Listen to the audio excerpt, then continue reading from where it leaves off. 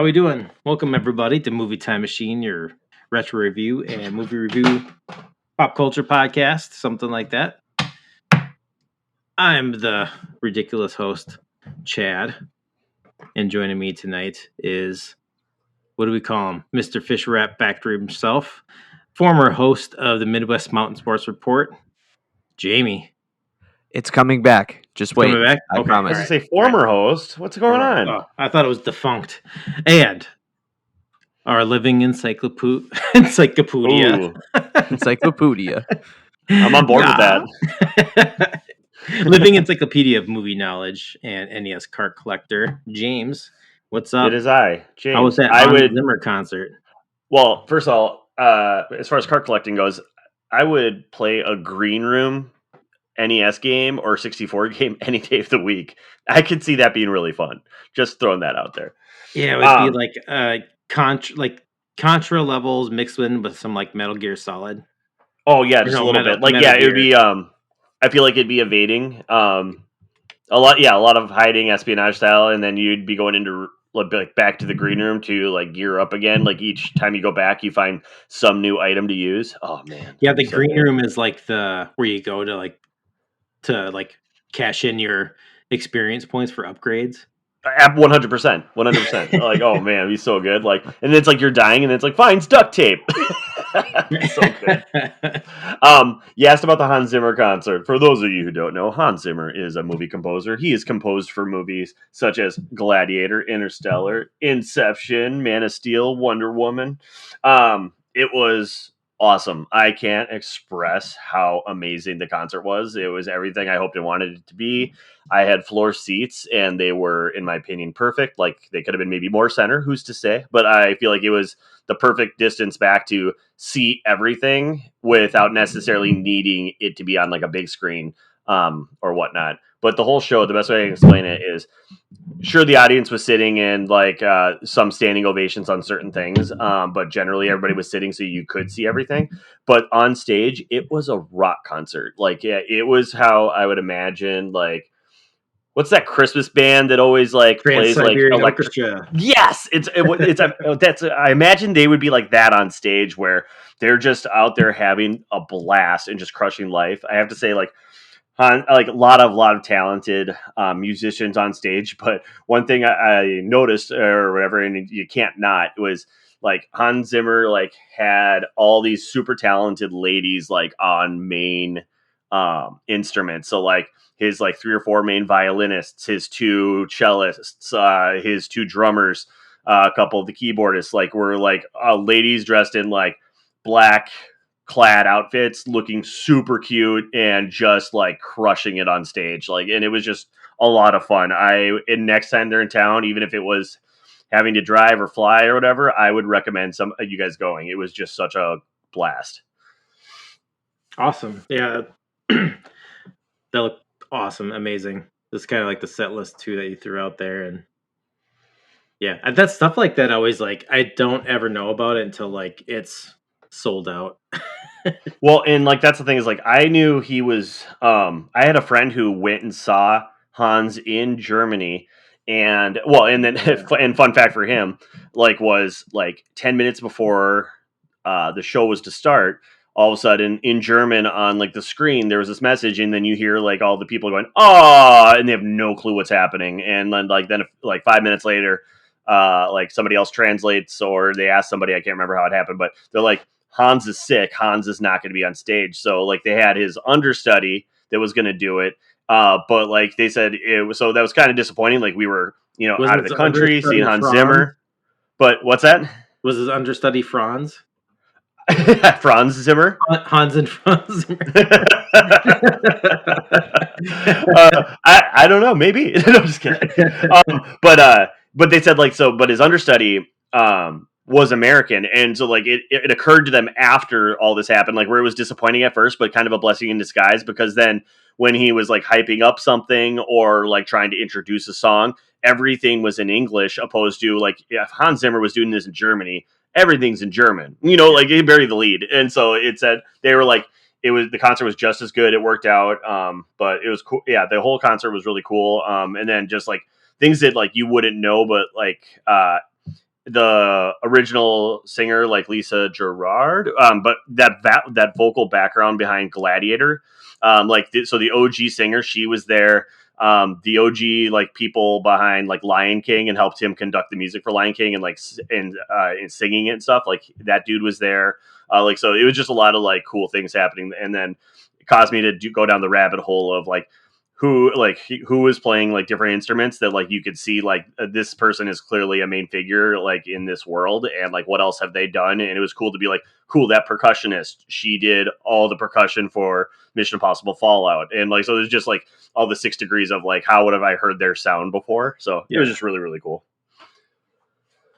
Right on. Hey Jamie, Yo. have you watched every single season of Jersey Shore? That is a great question. I would say no. I've seen 1 through 5, I think, and then a couple of smattering episodes here and there. Why? I was just curious because last time we talked, you were still watching the Jersey Shore. Oh yeah, it's the perfect summer show. Yeah, It's the perfect summer show. No, I actually got out of the house to see a movie in real life theaters this weekend. We had an impromptu babysitting from Grandma and Grandpa, so Mickey and I went and saw Beetlejuice, and I think Don't say it again. Come on. So Chad, have you seen it too now? I have not seen it. Okay. No, Okay. we wanted to. Actually, we were going to try to go see it last weekend, but it was kind of a shit show last weekend. But I don't know. Do you want to give a no spoiler review, Jamie? Yeah. Okay. No spoiler review. I was, like I think last time we talked, like a year ago, maybe I was like, nope, hell no, don't care. Like that's sacred ground, can't touch it. But James, you really liked it, and I trust you. And I heard from a couple other people that I trust that said it was good. So I, kind of went into it with an open mind, and it was a ton of fun, man. It was like OG Tim Burton just having fun, being goofy Tim Burton, doing goofy Tim Burton stuff. And I was like really psyched about that because I feel like a couple of his more recent films, he kind of, I don't know, maybe lost his way. And yeah, it was just fun to get back to that. And I don't want to say any more or spoil anything, but no, you're good. Like I get what you're saying. Like Tim, like don't get me wrong. When Tim Burton has been doing Disney things for a while, but it felt like Disney almost reeled him in and tried to make things a little bit more bright and a little bit more shiny. This brought him back to like, all right, this one's for me. Like he did a couple for the studio, and now he did one for himself. Now, being that you guys have seen it, I have not seen it, and I haven't really seen anything for like movie trailers outside of like the original teaser, which is great. Go in blind, but I don't know if this is true or not, but I thought I heard somebody like saying that one of the things was like Tim Burton, like one of the deal breakers was that he had to have like the ability to do like all practical to do this versus like being able to use all CGI. Is that true or false? I would be really impressed if it was all practical effects. Okay. There's some things that happen that I don't know. I mean, it's a lot of practical effects. I just don't think it's all practical. Gotcha. Yeah, right. That's how I felt too. It felt like 80-20 maybe. Like there had to be some CGI in there. I mean, it had that very early 90s feel of all the things that are happening, so for sure. All right. But then also, so Jamie, now for Chad, do you think this is one he could bring his kids to though? That's the question. Oh, have they seen the original? Yeah. I think so. Because I thought it was actually, I was surprised that I thought it felt more gory than the first one, and I'm almost positive they say the F word at least once, if not twice. Oh, that's okay. It's PG-13. I think we're good. Yeah. Well, I mean, we brought him to Dune, guys. Oh, nice. You're good. You're good. You're good. I think it was just the once because it was that. I thought they were calling back to the first movie. Nice fucking model. I thought that's what they were doing. Yeah, we just went to friends. Was it last weekend? I think we went to a friend's house. They have like a projector, so they wanted to have us come over with the kids and watch a movie in their backyard, and so we watched School of Rock, which I've also watched that within the last month. That movie is so good. It is. It's like, yeah, it's definitely one of those ones where I feel like that's the movie that bought everyone into Jack Black and his like quirkiness and love of music and everything else. Like, I think that's what got people to be like, oh, this is an enjoyable person.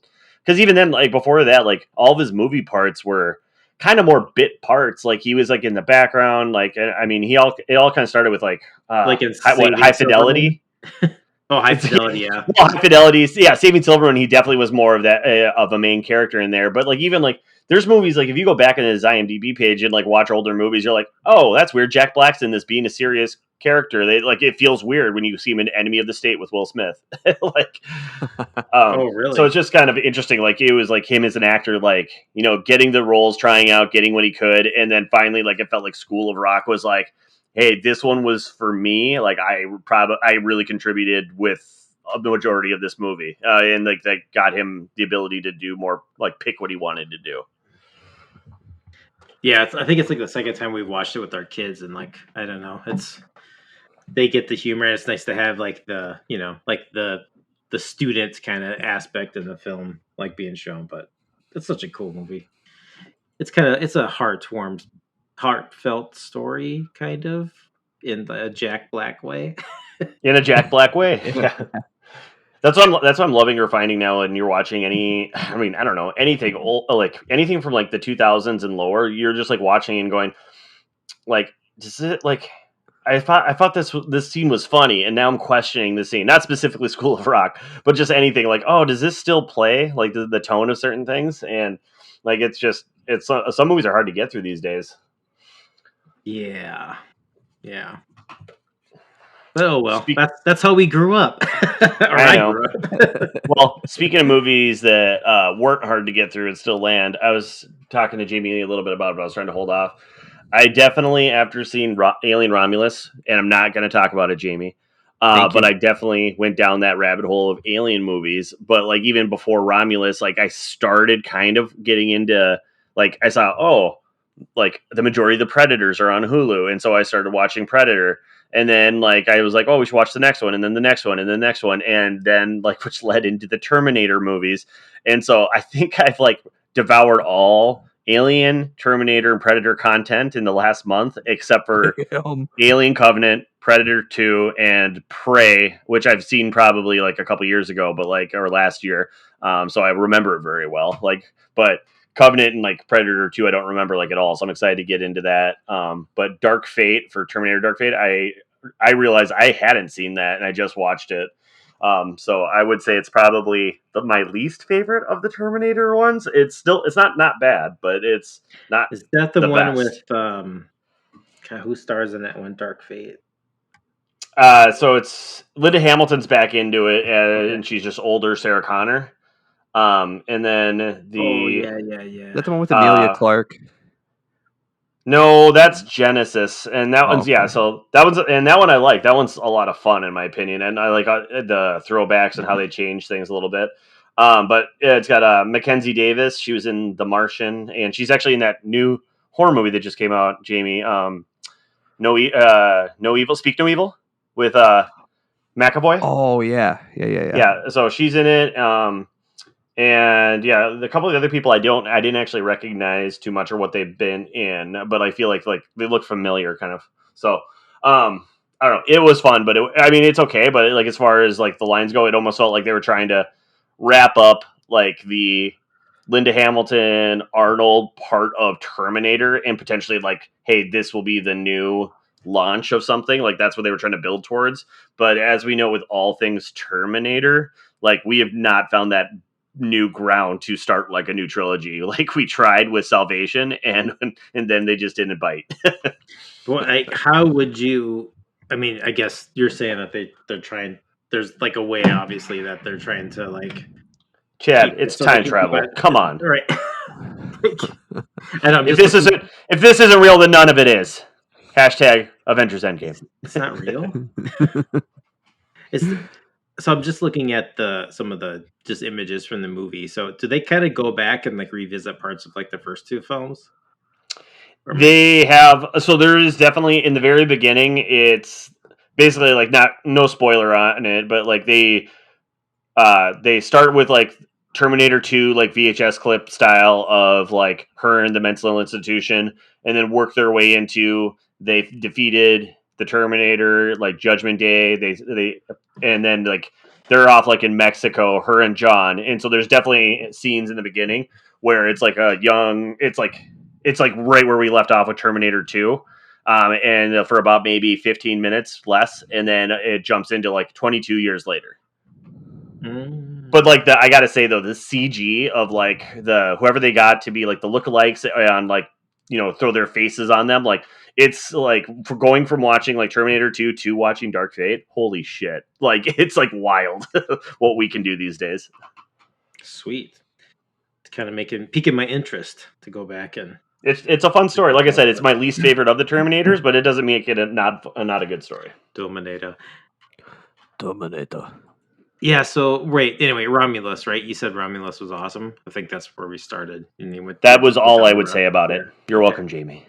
Thank you. Oh, thank you. Oh, I don't know why we do this, Chad. Like, let's mark the date. If by next Halloween, Jamie still doesn't watch Romulus, I'm spoiling the shit out of that for him. It's like, That's fair. I know I really want to do this. When that Mandalorian and Grogu movie comes out, I want you and I to take Jamie to that movie and be like, have And not no explain idea, anything. not explain No context. anything.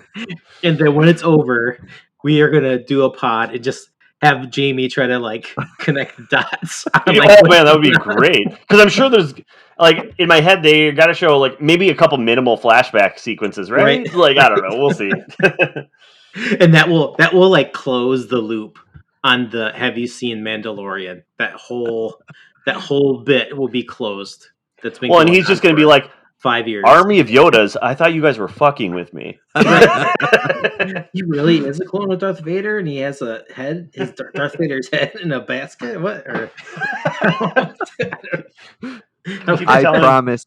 Right now, I won't watch any more Mandalorian until that movie comes out. Well, what are you telling Darth to put the lotion on his skin because he's all crusty? Yes. Oh. Mandalorian. Well, God, That's what funny. have I been up to? I was gonna say, yeah, Chad, Jamie, what have you guys been up to? I kind of like just went on rants with Hans and Terminator, Predator, Alien. Oxygen in the room. I'll wrap up my Terminator thing with I just realized the last thing I need to watch is that Netflix, like either movie or series came out, that animated one. Like within a week or two ago. That animated series. The Terminator one? There's a Terminator one on Netflix that came out just like a couple weeks ago. Missed that. Terminator 0. Interesting. Speaking of Netflix, I'll read the synopsis here. 2022, a future war has raged for decades between the few human survivors and an endless army of machines. 1997, the AI known as Skynet gained self-awareness and began its war against humanity. Oh, interesting. So they're just going to start it with... They're not going to try to be like, hey, we're going to up it up to a different year. Like, hey, it's 2024, and the war's happened. AI is in our systems. It's in our phones, and this is how we become self-aware. They're just going to go straight back to 1997. Yeah. Interesting. Anyways, yeah, so I'll have to get after that. And I think, is it a series? Yeah, 8-episode series. Right. Have you guys checked out Garfield yet on Netflix? I had it, but I saw that it popped up. I want to. I think my kids have watched it like 6 times already since it. Yeah, I've played it for the girls. I haven't watched it myself. I just saw like a really fat cat, and I was like, oh, wow, that's, Garfield's really fat in this. And they're like, Dad, that's his dad. Okay. Yeah. Oh, God. Made by Samuel L. Jackson. Oh, funny. Okay. But, yeah. Not that, I don't think it's that bad. Not awful. But, yeah, this isn't a movie or a television show, but I did just go to a really awesome show, rock concert, saw Soul Coughing. Yeah. So where was that? The picture made me think the Varsity? Palace Theater. Okay. Downtown St. Paul, like right next to the Children's Museum. Weren't they supposed to be at First Ave? But then it got... Yeah, they moved it switched. like the day after tickets went on sale because it sold out there. Okay. But Yeah, it was awesome. We were down on the main floor and we were right up as close as we can get to the stage, and I know it was nice. Nobody was like pushing up against us, like taking our space. We had like room to breathe. It was packed. It was a That's packed house, That's but it awesome. was awesome. That's what I was going to ask, Chad, because I was like, well, now I feel like a real old man when I'm like, the Hans Zimmer concert was nice. I was allowed to sit, and like I'm like, so when you're like, I was right up against the stage, I'm like, oh, and like, so we're like people just pushing on you, and you guys were like all like jumping up and down to the music the whole time. Like, what was this like? But so it was a polite amount of adult people there. Yeah, I mean, I don't know. We were trying to like on the way there, like trying to. We were talking about like how we were explaining soul coughing to the people in our lives that didn't know who soul coughing was. And we're How just like, about we what start are they? now? I Like, mean, I totally know who they are, but maybe for our listeners who don't. No. I don't know what they. I don't. They're like a jazzy rock poetry coffee shop poetry. Uh, I don't know. They're they're very jazzy. But they use a lot of like samples and sound effects in their song, and like they're. I mean, come on, Mike Doughty's lyrics and soul coughing sometimes sound just like magnetic poetry, right? But Damn. they did Damn. awesome. Yeah. Damn. I Yeah, was did trying to think of like when I think soul coughing, I'm like, what movies do I feel like I think that like they were first introduced to me and it's got to be like what Beavis and Butthead and like Can Hardly Wait, something like that. I'm trying to see. Oh, I'm pulling them up to see what Well, else they might have Super been in. Bon Bon, I think, was on a Can't Hardly Wait soundtrack. I only know that because everyone that I worked with that I was talking to about it, they're just like, "Oh yeah, where do I know them from?" They're like, "Oh yeah, they're on the Can't Hardly Wait soundtrack." Like, okay, I had no idea, but Can't Hardly Wait. It was Wooly and Bibe. And let me see, Super Bon Bon, Joe's Apartment, The Incumbent. mm, okay. Is Chicago Not Chicago for Tommy Boy? Yeah. But yeah, I was gonna say, I think that Mike Doughty, like he's got one of those very specific voices, like where I feel like if you had heard one of their songs, you'd be like, oh, that guy. Yeah, it's kind of reminds me of like the singer from Lifter Polar. Um, or no, like what band did they start after that? Lifter Polar. Uh, fuck. I'm tripping here, Lifter Polar. But yeah, he does have like that distinguished like voice, and that's a cool thing too. Like they performed like awesome, and he has like, however, like he carried like his singing voice just comes across like awesome and like a sound like a live show. It was super badass. I mean, it was the venue was really cool. The sound there was awesome. It wasn't like, oh my god, that sounds like garbage. It was like it was an amazing show. Gotta tell you that. They played for it was like there's no opening acts. They just came on. I think they started playing at 8:30 and they played until like I think 10, quarter after 10 or something like that. So Oh, that's maybe perfect. almost 2 It's like hours, but perfect And length. then Chad, when you were trying to figure out like who he sounds like, I whenever I hear this other band play, it always makes me think of Soul Coffin, and it's the Hold Steady. I always think that's that it. guy's Yeah, that's the guy yeah. from Lifter Polar. But yeah, same thing. So I'm checking them out on Wikipedia because again, I totally know about soul coughing, but for people who don't, yeah, it I guess, and you guys probably know this, but their Minneapolis following is, I guess, like way bigger than other cities. Um, this says like 5 to 10 times larger are the crowds they play to here than other spots.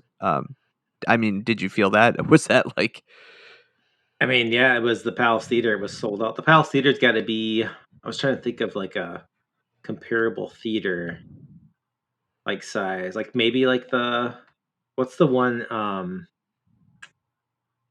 It's probably actually bigger than that. I was thinking of the one that's kind of down by the on the U campus, Varsity Theater. So maybe a little bit bigger than that. Have you guys been to the Fillmore downtown Minneapolis? Right by Fillmore. not the in I feel like museum. maybe Minneapolis? Yeah, I would say it's probably probably like the same size as that venue as far as capacity, but Okay. Nice. They have a star on First Ave too, and I didn't know how they decided who got the stars too. I learned that too. I guess oh it's yeah, bands share it that with us. sell out the venue. Oh, that's Oh, it. I didn't even know that. Yeah, or otherwise make major cultural contributions to the venue. It says, but yeah. Oh yeah, I learned something. Right on. And so did the audience. Yeah. But yeah, I don't think. Well, I led off the pod, but I don't think I shared what our movie of the week was. So I haven't done in a while. But this week we're doing the green. Is it the green room or green room? The Green green room. room. Green room. Green Room. Green room. Not to be confused with Green Book. Or that's Green Book. What did we? I Just watched the confuse it? wrong movie. No, I didn't watch it, but What? definitely got confused. Did we have this confusion last week? Well, no, that's where. Yeah, that's why I'm laughing because unless I looked it up while we were talking about it last week, I guarantee I would have left the pod, and then a few days went by and been like, "What are we watching again?" Oh yeah, Green Book. And then I definitely would have put on that Viggo Mortensen movie where he's a chauffeur for a famous violinist in the 50s. This is not the film you're looking for. Well, like, and then I'll be like, I guess these guys could be Nazis. I mean, they're definitely racist, but like, I don't know, like, that they're all attacking Mahershala Ali. Yeah, this Jamie, I'm glad you said something in our text earlier in the week where you like said you started this on your phone or started this while working or something and had to turn it off and because it just kind of starts going. Yeah, there's definitely a certain point in this movie, like I don't know if it's like a half hour mark or what, where I would have been like, hell no, like I would have had to stop what I was doing to be invested. And this was a delightful like movie as far as like it was refreshing and it felt like kind of original. I never even really heard or seen of it before. So I appreciate you bringing this one to the table. Like it was definitely something new for me personally, and I thought it was great. I loved it. I'll just start with that. Yeah, you've been talking this one up for a while, Jamie. This is I feel like almost since we started the pod. Like once in a while, I think when we would talk like Monster Closets, you was like, "Oh, you should check out Green Room." I think that's a film you may like. So, Jamie, since you brought this film up, why don't Yeah. you kind of let's talk about like why you like this movie so much? Like what is your attraction to this film? I am so attracted to Green Room. No, so I think it's a couple things.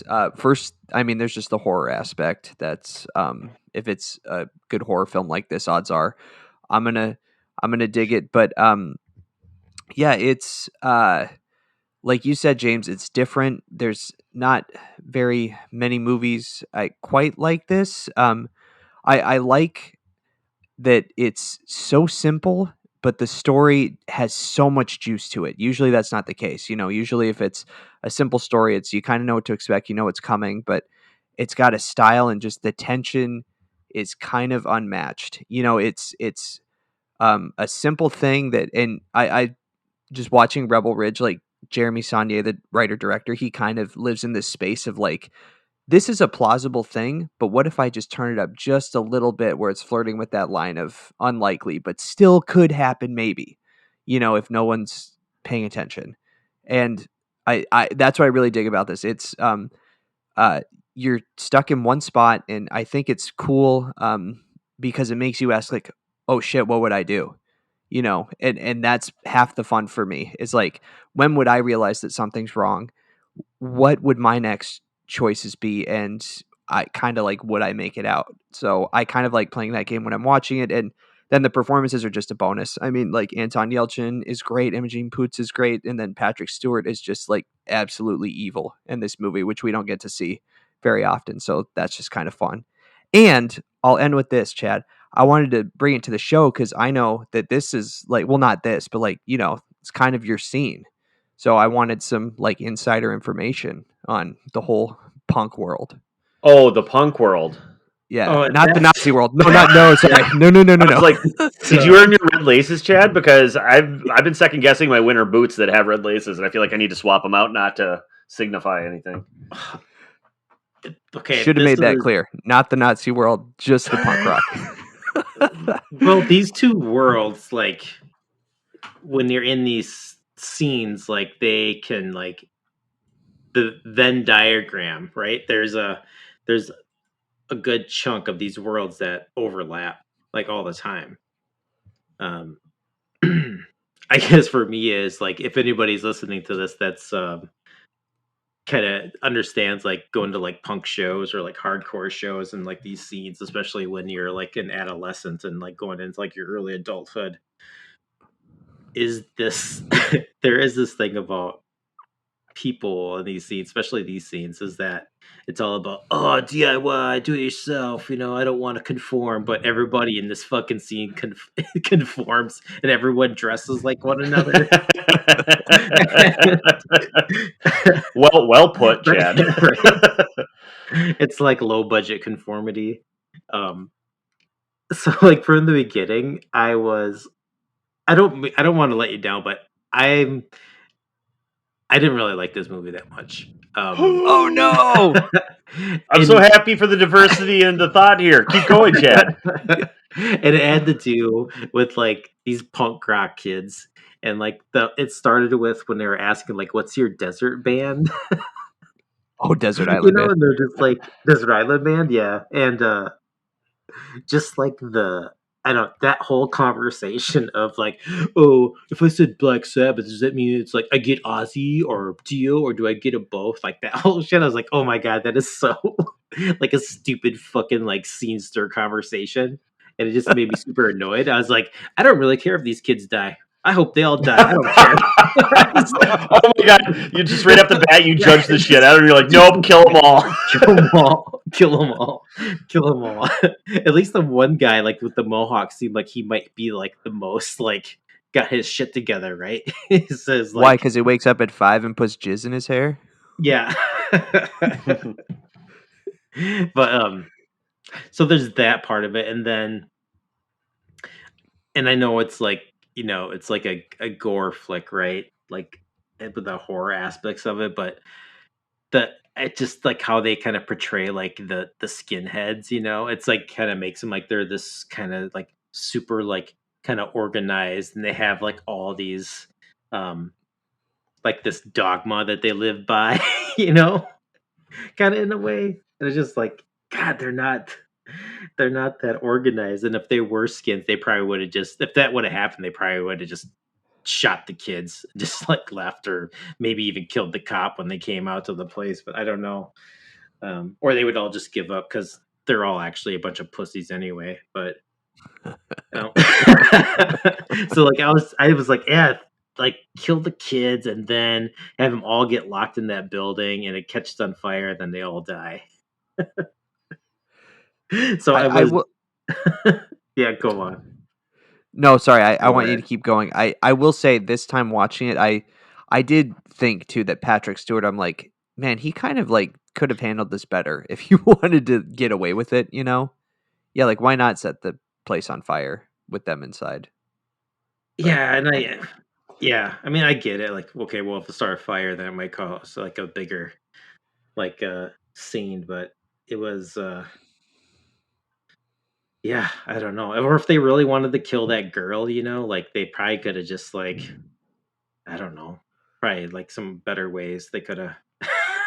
I don't know, like not. I don't know. I think the way they killed the girl was pretty clean. Like there was zero blood until Oh, until they they pulled out the knife. But yeah, here, hold on here. I had some other notes I was doing. I just had this whole like dialogue in my head. I started thinking um, like any punk rocker that would like watch this movie would automatically start saying, "Oh, all these people in this movie are a bunch of posers. They're not real punk rockers." But I was also thinking, oh, like a good uh like a good sequel to this movie would might be like if they go to like a show and it's like a bunch of like, instead of being like right wing like Nazi neo-Nazis. It's like a left-wing Antifa, like vegan stronghold. Like, oh no. God. Hold But, on. Stay there for a second though. I'm glad yeah. you brought that up because I can you just like take 2 minutes and explain straight edge to me because it just seems like the antithesis of the punk scene, but I know it's very much of that scene.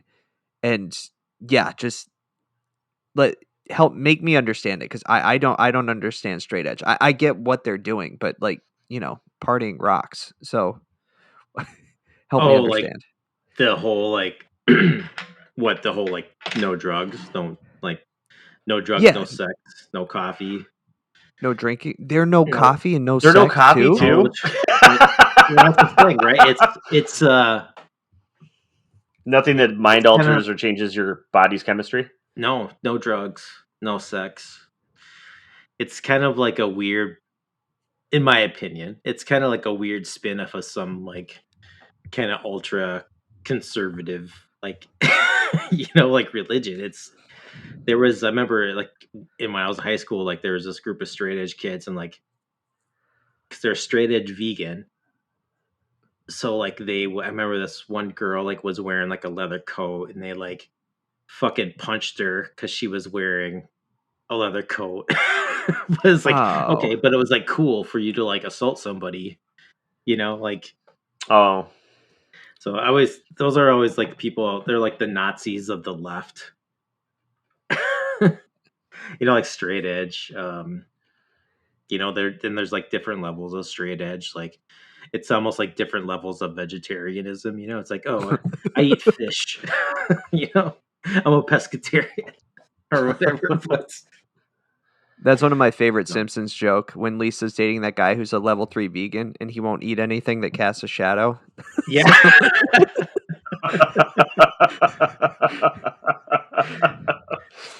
But yeah, I just remember our school like newspaper did like a story on these guys, and they're all like had their laying on the floor like in a circle, and they had like their arms crossed against their chest, and they had like they would like take those those fat permanent magic markers, and like put Mhm. these huge X's on their hands.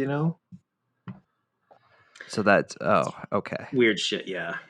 That's and then weird. hacky Yeah. sacks out of hemp. I mean, it's kind of like low I'm key just kidding. I have no idea. militant. I mean, um, like there was I don't know now, but I know like in the like early to like mid '90s, like there was just huge like straight edge scenes, um, especially like around here, like Minnesota, like southern Minnesota did, um, like Mankato, like you know Faribault, Tana, like they all had these like bands would come through all the time, but yeah, all straight edge kind of shit. Was what record label was that? I think they had a lot of straight edge bands at the time. They had like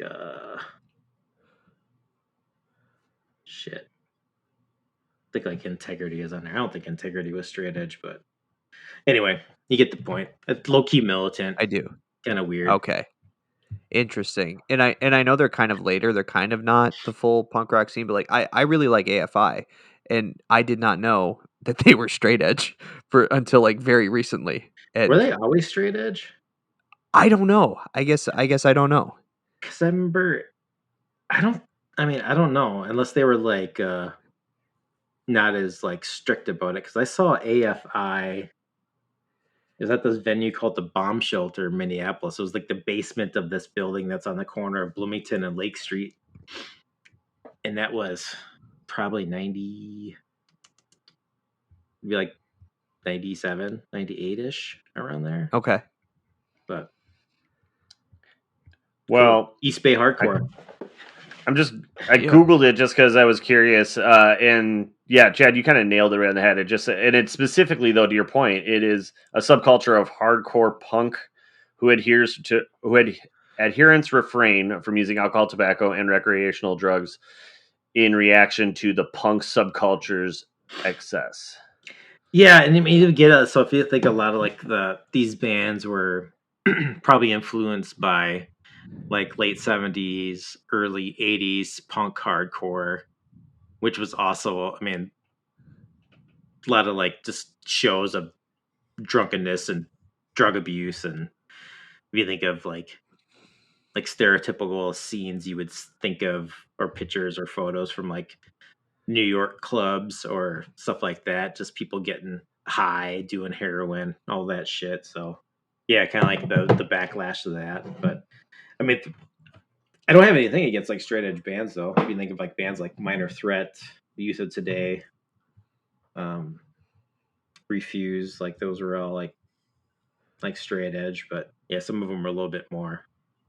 It's like I feel like every fucking song they're talking about being straight edge, and it's kind of like, to me, that's like a, like a hardcore like evangelical that's always talking about Jesus in their life and like not doing all these things. But like, man, that person's got a lot of fucking skeletons in their closet.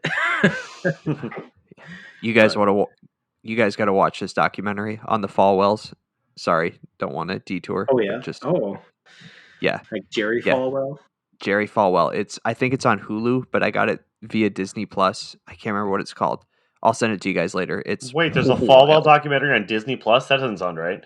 Yeah, well, it's like Well, if you got the via bundle, Hulu. right? Yeah, exactly. Which sucks because like when you get the bundle, it's like I turn on my Disney Plus app, then it's like all these like shows start popping up. And I'm like, hey, those aren't kid appropriate. I know. Well, that's what I'm talking about. Like, I think they need that that second category now that like they're getting all these things. Because actually, that's what I think I started that rant on last time, because there was a first look at Alien Romulus, and it shows up as the first thing on Disney Plus, and I'm like, wait, what is this? And so there's all these. Now that we have 20th Century Fox, there's all this content now that's starting to slowly seep in. Now that they're getting the rights back to Yeah. it, they need a second bucket for 20th Century Fox. Yeah, I mean, Mhm. to be honest, a lot of these like streaming apps and stuff on like TVs or whatever streaming box you have, like their interfaces like suck. It's like Netflix still really has like the best like menu system. Easily. Everyone else is just like a pain in the ass to navigate. Oh, I agree. Amazon's is the worst. Oh, I God. hate it. I hate how Amazon they start is playing like whatever it the is. fucking Walmart of streaming services. Like they got a lot of shit, but it's just like, we're just gonna put everything on a shelf. Like you're not really going to organize it. Well, and what's frustrating too is like when you'll scroll through, like I get it, like Netflix, you pay a subscription, but you scroll through all the things, but you have the ability to watch anything you're seeing. On Amazon, it feels like you get to a certain point where there's no rhyme or reason, and then you're like, oh no, now I have to pay for this if I want to watch this. Why did this even show up? I wouldn't even consider this in my 3 options of what I was going to choose. Sure, Yeah. that's just a filter I need to do. I don't Also, know. Jamie, are you happy to know that if we all get stuck on a desert island and we start talking about, oh man, our bucket list, like what did we never get to do? Chad's just gonna swim out to sea. Chad's gonna, I'm out. I'm getting there. I'm getting closer to making a bucket list a reality, but Oh damn. Oh damn. yeah, I still don't know if I'm really a bucket lister. I think I'm just kind of like I think I'm gonna do this thing now. Or let's plan to do this thing. Chad, I brought it up with Jamie. Yeah. At what point, if you were in this movie situation, like where you're in the green room, like maybe your arm's a little mangled or a band member's arm's mangled, like you're not really getting out, like, and all the things are happening. At what point after you find heroin room, do you just go, fuck it, I'm out? Like, like that kind of idea where you're like, and if I live to be 95, I'm doing heroin. Like at that point where you're like, you know what, screw it. Like if I'm gonna die tonight, I'm doing this. Right. I'm just gonna do a lot of H. Yeah, or just do a lot of H and then charge the room like you're invincible. Right. That's basically what Anton's character was saying with the paintball situation. Just run out and try. Yeah. Yeah, I don't know. I was still just wishing for all those kids to die. I mean, I don't know. Like, were they really that hard up for money that they needed to play? I mean, could they just play the show, then just got paid and got the fuck out of there? Or who goes to a fucking skinhead venue out in the middle of fucking nowhere, and the first song you play is Nazi Punks Fuck Off, dude, you're just looking for trouble. That's strike number 2 that you guys are not getting out alive. For most of you. I have to say, when I was curious when they're like, is this like when they were discussing what their first song should be, and then when that happened, I was like, are you kidding me? I thought the same thing, Chad. I'm like, is this what's going to start it? Like, I was surprised that that's not what ended up being like the motivator for like, we're going to fuck you guys up. Like, I thought that's where it was going to start hitting peak time, but it wasn't. Like, it wasn't even the catalyst to what was going on with that. So I agree with you on that whole thing. You were just asking for trouble, but I do appreciate though, like they threw in those subtle things, and also like everything they threw in this movie, I feel like they called back to it. But I thought in the beginning, right off the bat, I thought it was like, oh, that's like a unique story plot point where, like, you know, they go siphon gas, and like when you're not sure what they're doing, but they're like, there's a hockey rink or there's a skating rink ahead. Is it figure skaters or hockey skaters? I don't know, but I've seen some pretty big figure skaters before, like when they're talking about them getting their asses kicked. Yeah. And but like also then they throw it all into the, you know, it's a big piece of the end. It's like, oh, this is how we're going to tie it into this. They were on our property. They were doing this. That's why they you know, the dogs attacked them or whatever. But it definitely showed into that whole idea of like they're just literally grinding it out, going from town to town, playing for whatever money they can do. I mean, it showed with the restaurant that they were in, like they're in like the like whatever Mexican restaurant singing where nobody could give a shit less, and they played for $8 a piece or whatever it was, $6.86 a piece. And then they're siphoning gas from other people's cars. Like she's making sure like everywhere she goes, she needs to plug in her phone because she doesn't know when it's going to happen again. Like, so she has bars, you know, it all shows that they're just grinding it out on the road. So I think it kind of came to that idea. Dude, yeah, I'm with you. Do I play at a neo-Nazi punk bar? Hell no. They're on tour. Strike number 3. They're on tour, and they're complaining about not getting any money. They don't have any merch. Dude, you gotta have, when you go on the road, you gotta have merch, because God only knows, is like when you're on tour at that level, you do not make money from just playing shows. Well, and besides Nazi Punks Fuck Off, which wasn't an original song, that was a cover. Like, what did you think of their punk band playing? Because the actors did play their own instruments and did their own singing. Thoughts on that, Chad? Yeah, I didn't think it was bad at all. Okay, because in my head, I was thinking, I'm like, man, this is no Sex Bomb. Like, I would watch Sex Bomb any day of the week. Well, see, that's the beauty of like punk rock, right? There's punk rock is a big tent. You know, there's lots of different types of punk rock, right? There's lots of different styles that's under this banner, right? So, yeah, I mean, you could have both. This is like you can have your cake and eat it too. Infinity cake. Infinity cake. Title of your sex tape. Well, Chad, I'm glad that we are getting these tidbits though, because even if you didn't like it, that's okay. It's because I think, you know, I'm like, oh, okay, they're going on tour, and so some of the stuff must be true of punk bands on tour, but it's nice to hear you say like, well, why actually this kind of doesn't make sense, or why this is dumb.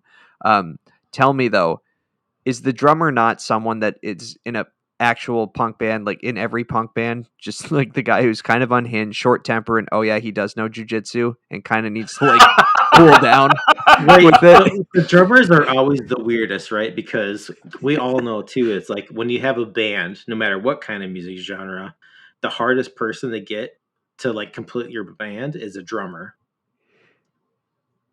It's hard to find a drummer, and it's hard to find a good drummer, and it's hard to find a drummer that wants to play the same style of music. So, right, and who's not insane.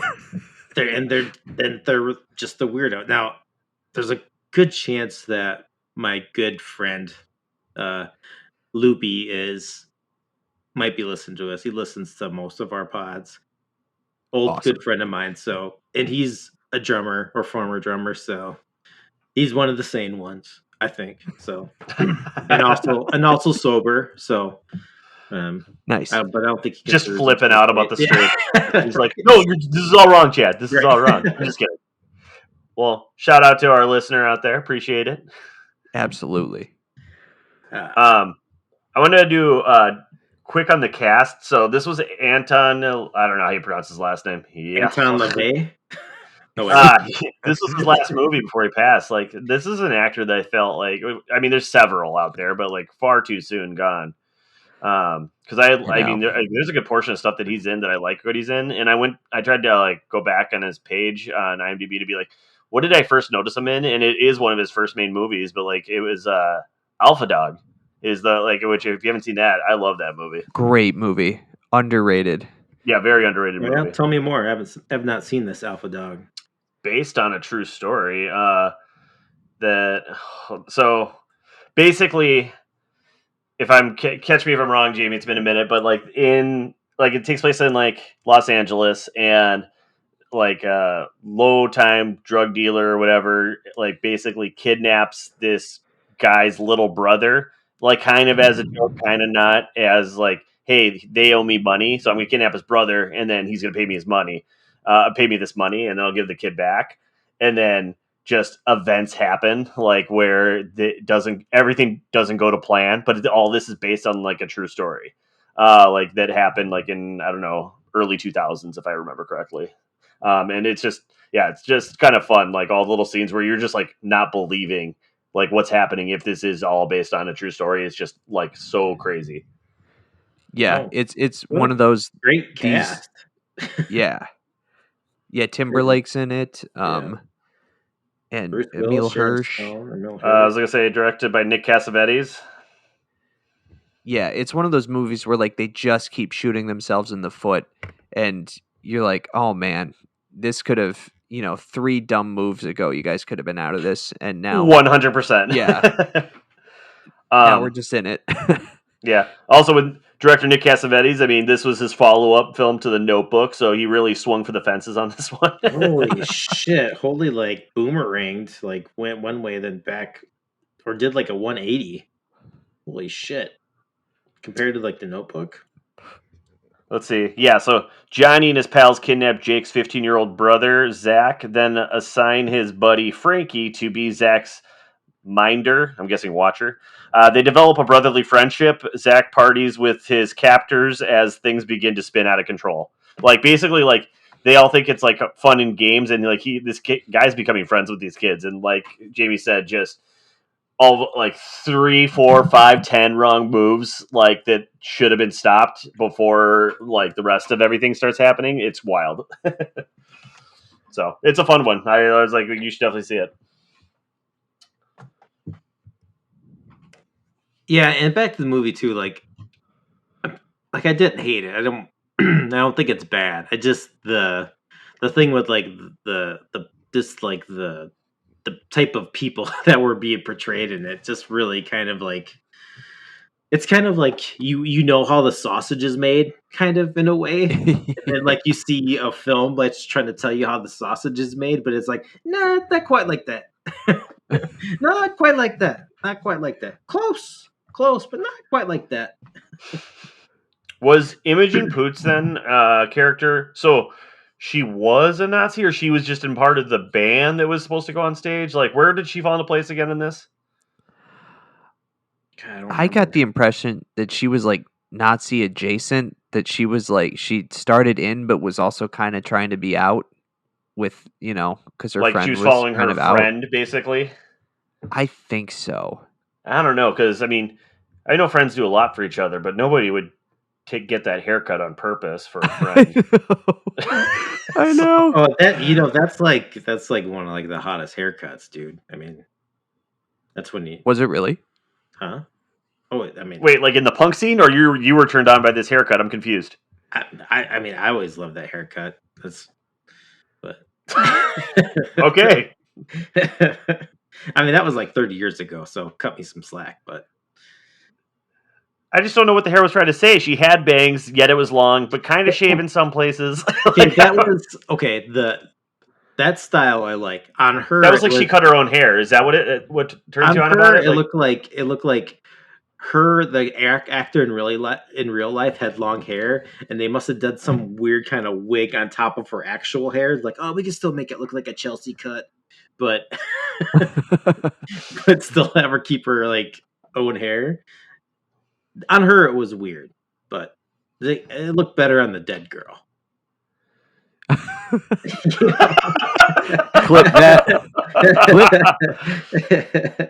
Oh man, some of the things you said tonight have made me so happy. That quote right there, that the hair looked better in the dead girl line. That's a great quote. Yeah. Also, though, you're honestly you blew my mind with your comment about how this wasn't realistic. The band didn't even have merchandise.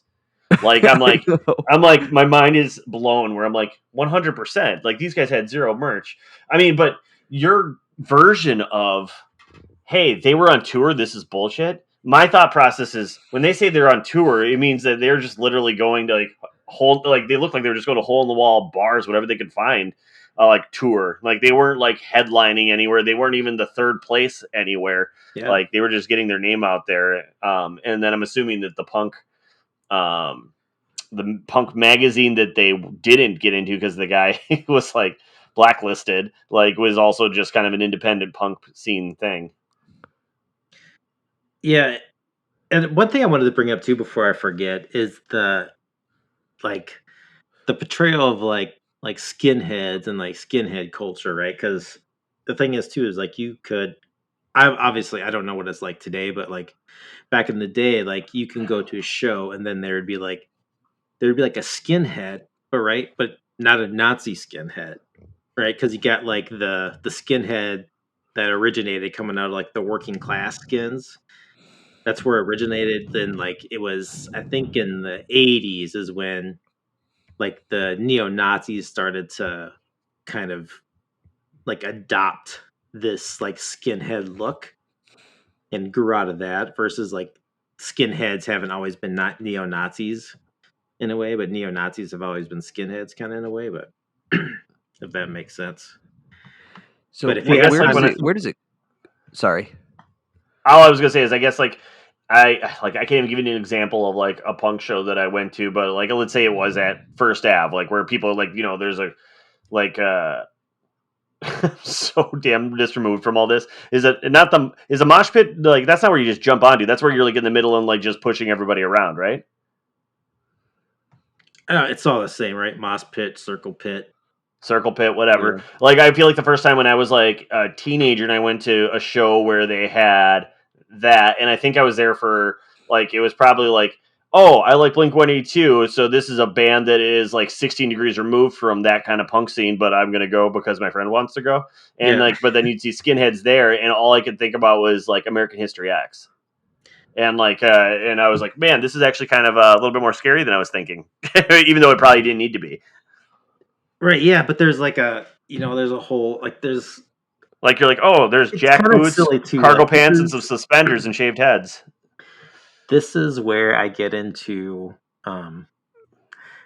there's just these weird identities, needing to identify something. And I'm gonna say this, but I'm only kind of making a comparison. I'm not to trying to be put this down, but there's so punk rock culture, DIY, the stuff, these music, the bands, there's always the punk rocker, right? Or the hardcore kid. But there's different versions of them. Like a punk rock, you got the punk rocker, and then you have the rockabilly kid, then you have the skinhead, then you can have the anti-racist skinhead, you have the neo-Nazi skinhead, you have the sharp skins. there's all these different different identities. It's identifying as sexual identity. It's the same thing. It's well, I'm a rockabilly, and now I have to dress just like a rockabilly and do my hair a certain way and wear the same thing. And skinheads, we got to have the suspenders and the bomber jackets. Just in my wisdom, looking back on it, it was all kind of fun, but it's in a way, it's just kind of silly too. This whole idea of these countercultures, but they all they're different. It's just low budget conformity. But anyway, I'll step off my tiny soapbox. But. No, you're fine, because it allowed me to take time to type in types of punk rockers into Google people. Well, there's hardcore. There's I think it's God, what's the band? There's got to be a documentary about this. But I love this. There's hardcore. There's pop punk. There's ska punk. And Yeah. Racho punk, Christian punk, cow punk, riot girl, art punk, Celtic punk. That sounds amazing. Crust punk, death rock, garage punk, glam punk, gothic punk, psychobilly, street punk. Sure, it stopped at some point. Oh, okay. Sick of it. So it's band Sick of It All. Have you heard of them? They do. There's a video that they do, and there's a part where it's just like kids, like punk rock kids dancing, and it just goes through all like the different punk rock dances. Oh, like the history of dance but punk. Yeah, I love it. It's hilarious. But yeah, there was like even like some of my early childhood friends, like they would have like it's like they're choosing like their identities, like what kind of punk rocker do you want to be? Just like, I don't know. I just wear a plain pocket T-shirt and some like army pants. Like I don't know. Your pocket commando punk, right? Then it's like you first get into the scene, you're into like Misfits and Dead Kennedys, and then you meet somebody else, be like, "Oh, that shit's like for posers. You gotta listen to this new stuff." Then you get just introduced to different types of like hardcore punk, and then like I don't know, too many forms of music, too many different forms of like too many bands, but yeah, it's funny. So when you see it like stuff like this put on film, it's always kind of like, oh, that's interesting. But there's lots of cool like there actually like documentaries. Actually, if you watch have you guys seen Decline of Western Civilization Part 1? No. There's an episode though of Movie Time Machine. There is, which was done by our friend Loopy 2. Oh, nice. I called out earlier. So like yeah, give that a shot. That is more focused on like the Los Angeles punk scene. I think it goes from 79 into 1980. So the movie came out in 81, so that sounds about right. Yep. Yeah, It was I gotta done by watch the this. same director that did The Little Rascals. Oh yeah, Penelope Spheris. She did Black Sheep too, right? Didn't she do? Beverly Hillbillies. And Bill and Ted's Wayne's World, right? Yeah. Yeah, Wayne's World. There's this reminds me too. Did you ever watch Freaks and Geeks, Chad? Oh yeah. I remember telling you like my old landlord was in the pilot episode of that. Oh, that's right. Yeah. That's right. I remember that now. Yeah. There's that you remember that episode, right, where James Franco is posing as a punk for I don't know. There's that girl who works at the record store, that punk rock girl, and he wants to date her. Yeah. So he Yes. That was one of my favorites. Totally. Right.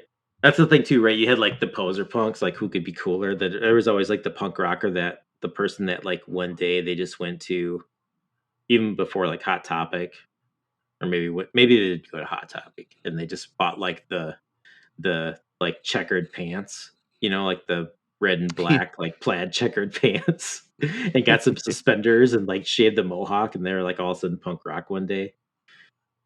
But they had like they were like the clean punk rocker, like they were just like everything about them was like super clean. They didn't have any stench to them. They showered that morning. Then you get the punk rockers that like smelling each other's armpits like they're like cats, like sniffing buttholes. But oh my god, oh god, I do wonder what guest traffic at a Hot Topic or Spencer's Gifts was like in like early mid 90s, and also like how many people walked in, but how many people actually bought stuff. It's got to be like 300 people in, 5. But who actually 3 just stole things? Or I said buy things, but I'm thinking more like everybody, like that was like when you would go to the mall, like those are two places like as a kid you would go into, look at all the stuff, and then instantly walk out, or stay for a little bit. But then like I don't feel like I ever bought anything there. Yeah, I don't know if I did. I think I maybe bought some Probably a T-shirt for my at some ears point. once because I lost the ones I had and I needed some quick replacements. But Yeah, I was gonna say at Hot Topic, I Yeah. think I definitely bought like a tongue ring barbell or something. Oh yeah, I bought earrings at Hot Topic. Yeah. yeah, I used to always love going to. God, it was. God, I feel so fried. I feel like, hey man, that one store, that one store that sold Sabaro, Oh, that used to Andy's Bears? Pretzels, they used to sell like used clothes, retro clothes, Ragstock Ragstock. before Ragstock got like super corporate, or maybe it was just the before before. before it stopped being like a Goodwill. Yeah, Like Right. so now it's like I walk in, I'm like, oh wait, what do you mean? There's 4 of the same medium shirt? That's not why I came here. yeah, maybe it was. I used to always go to the Ragstock in Northfield, Minnesota. Maybe because that was a college town. That one was a little bit cooler, but Well, there was like I remember like the Ragstock in like Uptown, I want to say, and that one was like it was organized, but it definitely was Goodwill esque. It was definitely like all vintagey yeah, stuff. yeah. Those were the days. Those were well, Chad. If you had to put this on your letterbox, green room, what are we thinking? I would probably still give it like a 3. That's another thing too I wanted to bring up quick before we looks like it's reviewing time, but there's something about this movie though that gave me like a Saw vibe. Well, that's You get because as soon as we got away from maybe bullets, yeah, and it was more hacking. yeah, Like yeah, like totally. I did like pretty much when they pulled his arm back in from the door and it was like hanging on by muscle and Yeah, whatever else. I'm like, Yeah. oh, yeah, we're going there. yeah. I did not see that coming. So like that between that and like the dogs and everything else. Oh yeah, it wasn't so much torture porn, but it definitely was a lot of torture. Yeah, but Yeah. I definitely think I would probably give it a 3 still. I mean, I might want to just go back and like rewatch this. It's not that long of a movie either. It was like an hour and a half really without credits Yeah. ish. No, and that's why I feel like I'd give it a 4 in the sense that like you're right. It's not that long of a movie, and also like the beginning, like let's say the first 20 minutes, it's not exactly slow. Like they're building up towards stuff, and then but like it takes out the gate right away, and you're just like, okay, what is going to happen next? And so, then you're just along for the ride. I'd say at that after that point. Yeah, I love it. This is like when like a movie like respects your time, you know, like Yeah, right. right. Right. It's like not going to just give you something for the sake of showing you like extra minutes on reel.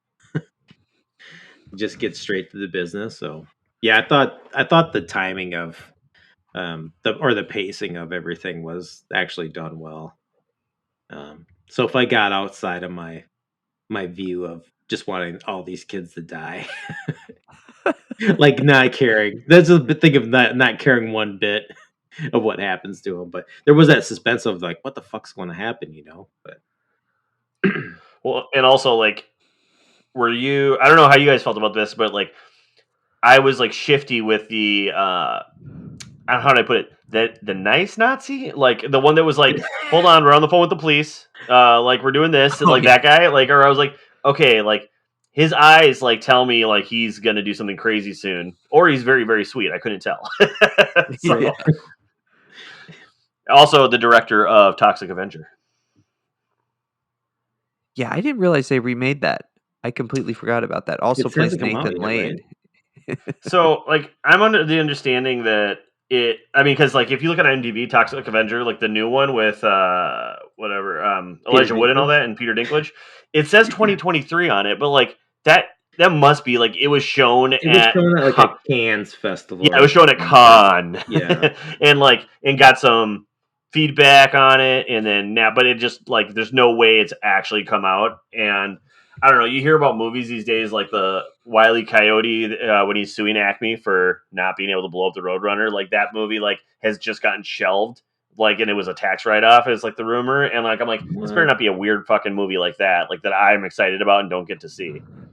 Right. That is Right. gonna that the what you just said there, James, is going to be like a story that is like written like a decade or two from now Oh, about this 100%. period that we're in of just like content, like stuff being created, put out there, it's been viewed, and then it's shut down it's erased kind of from movie or TV history and written off for like Yeah, those it'll be like purposes. And like the only Tim way to Burton get it will be Superman like project. bootleg. Yeah, totally. Where they made that documentary, and like they did an okay job with the documentary. They answered some questions I had like about it, like, but the idea of nope, nobody has any test footage or concept art or this, like, except for like the one guy who decided to share it that they found in their basement. Like, it just everything doesn't exist, even though there was months and months of prep. Yeah, like that Louis C.K. movie. They disappeared after his incident. Oh, jeez. Just gone. Wow. Never seen the light of day. That's why I'm glad we have people in our lives with certain talents. If there's ever a movie that a particular set of skills, yes, skills they have developed over a long period of time, over a long an illustrious career. Yeah, that's right. Yeah, and that's the thing too. It's like that's another thing, right? All these things will probably come back in some way. It's like, you know how right now they'll be like, oh, someone found an old screening footage or whatever of this movie or something that was thought to be lost forever, or like how they find these old movies from like the early 1900s. It's like the only copy left, and they restore it. It's like that's going to be like, oh, somebody had like a copy on their hard drive of the Louis C.K. movie. Right. Well, that's like what was that documentary that we talked about last year where it was directed by Questlove? Oh, the Summer Love? Yeah, like, so wasn't all that like found footage from somebody's basement? Yeah. Like, they're like, oh yeah, I forgot I had this. Yeah. Like, I mean, that I swear to God, that's how that happened. They talk about in the doc. Yeah. Like, where there is, you're right, there's stuff like that everywhere where you're like, oh yeah, like, I guarantee there's some producer out there that has a Blu-ray of whatever, and it's just sitting on a bookshelf. Yeah, more of that. Well, like too, I know like a kid he went to high school. Not a kid anymore, but somebody I went to high school with. They are putting a lot of it's like their own recorded videos of like all the shows that they played, but then they'll get like videos from here and there of like other bands, you know, from like the 90s of like all these like random shows that they played. You know, it's like, oh, it's like another great way of like preserving this stuff, you know, like this content that's put on like platform like YouTube, and it's been like digitized, you know. Like I even have some stuff still, like I know that he's wanted me to like send to him, but of some bands that I recorded when I went on a couple of small tours once. But that's really cool. I don't mean to hyperbolize when I say I actually think that's important work, you know. Yeah. Absolutely. I really do. Yeah. Absolutely. Archiving. Yeah, exactly. So Jamie, what did you think of the movie? Absolutely. What'd you think? So this one is, yeah, I love this movie. It's 4.5 stars because I have enough distance, Chad, where you could show me all that and be like, yeah, sure, that's probably how it goes. Right. Chad, what if he was like, I hated this movie? Like, we're like, wait, what? Right. I hated it. No, it's funny. I did have one nitpick though this time. You know the last line of the film with when he's like, oh, I know what my desert island band is, and Imogen Poots goes like, tell somebody who gives a shit.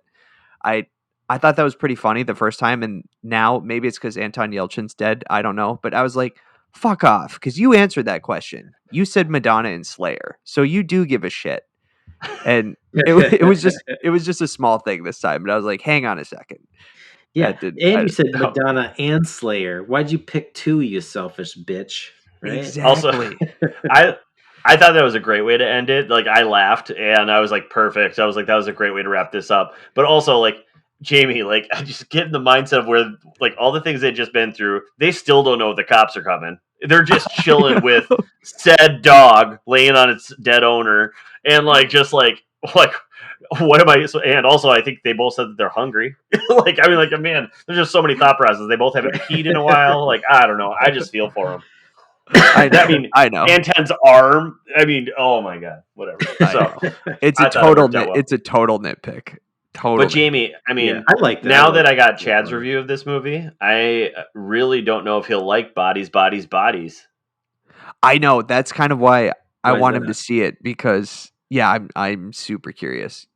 I watched you like it, after James? I did. So Jamie recommended or said that he watched Bodies, Bodies, Bodies, and so I hit it up, and I was pleasantly surprised by this movie.